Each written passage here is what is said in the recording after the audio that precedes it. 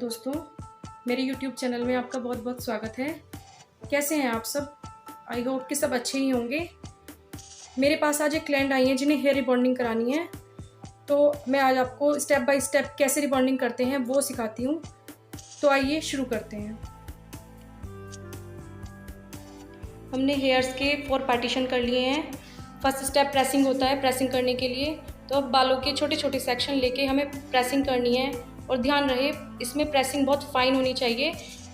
कम से कम 4 बार 3 बार अप्लाई करके प्रेसिंग करते हैं। वैसे दोस्तों फर्स्ट स्टेप वॉश होता है, लेकिन मैम घर से ही अच्छे से वॉश करके आई हैं, तो हम सबसे पहले प्रेसिंग कर रहे हैं।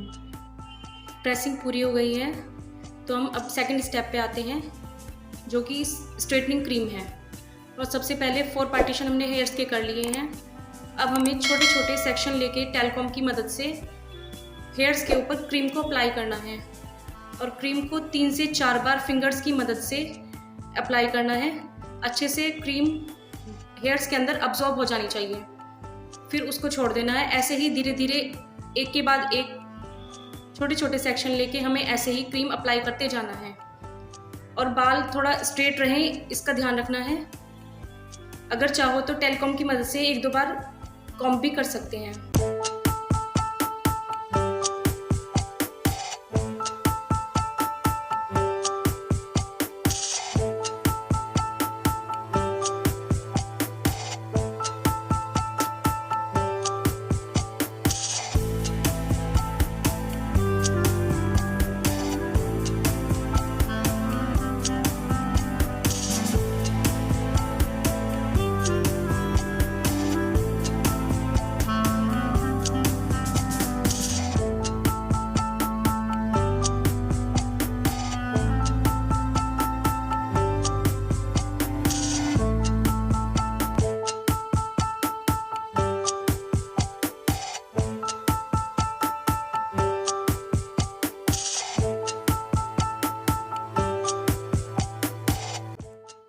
हमारा क्रीम एप्लीकेशन पूरा हो गया है।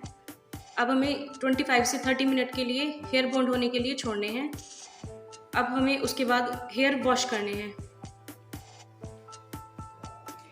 अब हेयर्स को ब्लो ड्राई करना है ड्रायर की मदद से 90%। बालों को ड्राई होने के बाद हमें फिर से 4 सेक्शन में हेयर्स को बांटना है। उसके बाद फिर से प्रेसिंग करनी है। प्रेसिंग बहुत ज़्यादा फाइन करनी है, बिल्कुल छोटे छोटे सेक्शन लेके।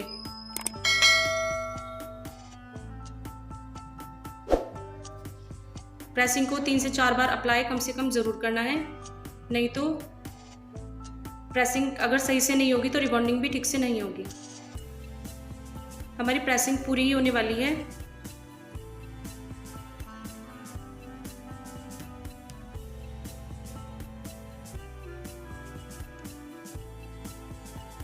तो दोस्तों प्रेसिंग पूरी हो गई है। अब हम नेक्स्ट स्टेप पे आते हैं, न्यूट्रलाइजिंग क्रीम। ऐसे ही छोटे छोटे सेक्शन लेके हमें क्रीम अप्लाई करनी है, लेकिन याद रहे कि इसे 10 या 15 मिनट के अंदर अंदर पूरे बालों में अप्लाई करना ज़रूरी है, क्योंकि ये क्रीम स्टे होती है और जल्दी से जल्दी लगा देनी चाहिए।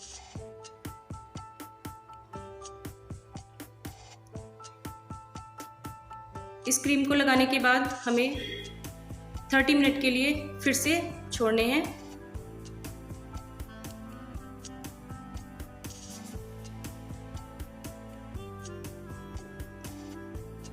अब उसके बाद हमें फिर से वॉश करने हैं।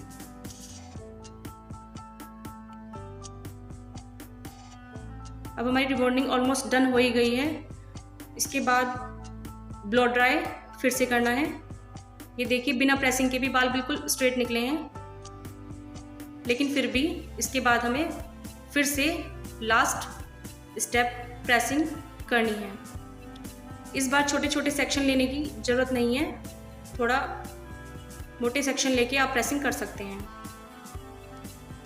तो हमारी रिबॉन्डिंग कंप्लीट होने वाली है।